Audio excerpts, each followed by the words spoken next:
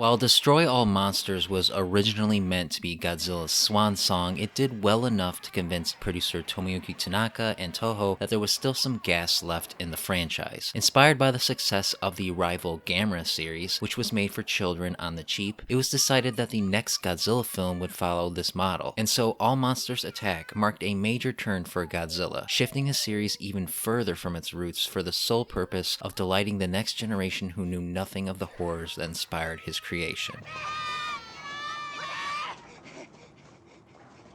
A young boy named Ishiro lives a lonely life, bullied by other kids and left to fend for himself by his absentee working-class parents. A huge fan of Godzilla, he retreats into his own mind, using his imagination to visit Monster Island, where he gets to watch Godzilla fight other monsters and hang out with his son Minya, who is also being bullied by a monster named Gabara. When two bumbling bank robbers kidnap him, Ichiro, emboldened by the lessons he learned on Monster Island, must stand up for himself if he wants to escape their grasp.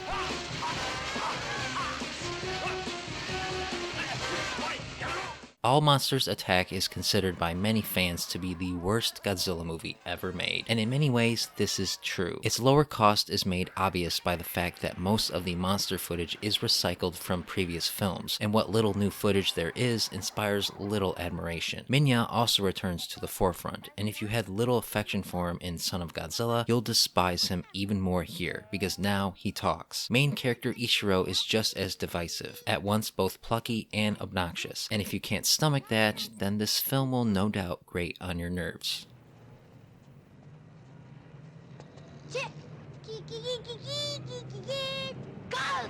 Given all this, it'd be easy to deem All Monsters Attack as completely worthless, as it offers little quality kaiju action, but as a piece of Godzilla history, it does have merit. Director Ishiro Honda manages to elevate a cash grab, giving it a little more depth than you might expect. More so than many entries in the franchise, this film is a product of its time, a glimpse into the experiences of many kids at the time, and the effect post-World War II industrial Japan was having on working-class families. Indeed, structurally and thematically, the film is quite clever. All Monsters Attack is the only entry in the series where the reality of Godzilla, or any kaiju for that matter, is called into question. Since every sequence featuring a monster takes place inside Ichiro's head, it is implied that the film takes place in the real world, where Godzilla is merely a fictional character, and Ichiro is just one of his many fans. This adds an extra layer of meta complexity that no other Godzilla film has had since, and for all this film's problems, this is respectable.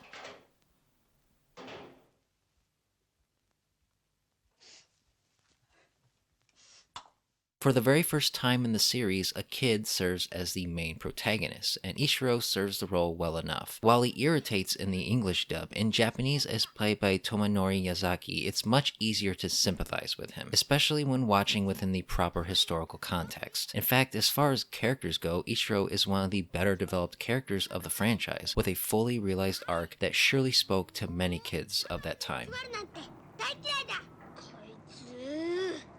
With all that being said, however, no amount of academic analysis can make up for the cheap quality of All Monsters Attack. As both a Godzilla film and a kaiju film, it mostly fails because so much of it is reused material that is poorly shoved into the movie. The result is incredibly jarring, as Godzilla consistently changes looks from scene to scene, and if you've already seen the previous films, you'll be bored rewatching large chunks of this film. The only new monster, Gabara, is by far one of Toho's weakest creations, though he does work as a cowardly bully character for Godzilla to beat up on.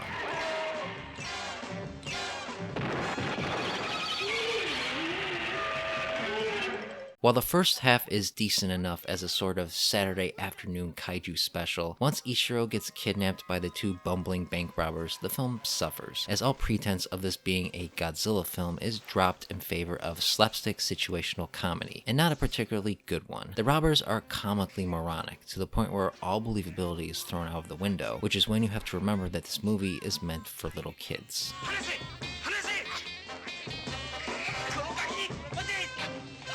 When all is said and done though, All Monsters Attack is not the blight on the Godzilla franchise many would say it is. In fact, when you take into consideration how cheap the film is, it's kind of amazing it's as sufficient as it is. While certainly no masterpiece, it has a lot more going on underneath the surface than you might expect. It's just that as a Godzilla movie, it doesn't satisfy. And so if you go in looking for a traditional monster movie, you'll be sorely disappointed. However, it's a good entry to introduce young children to Godzilla, and for that, it has value and has its place in the franchise. For more reviews and opinions on all things Godzilla, subscribe and stay tuned to Up From the Depths.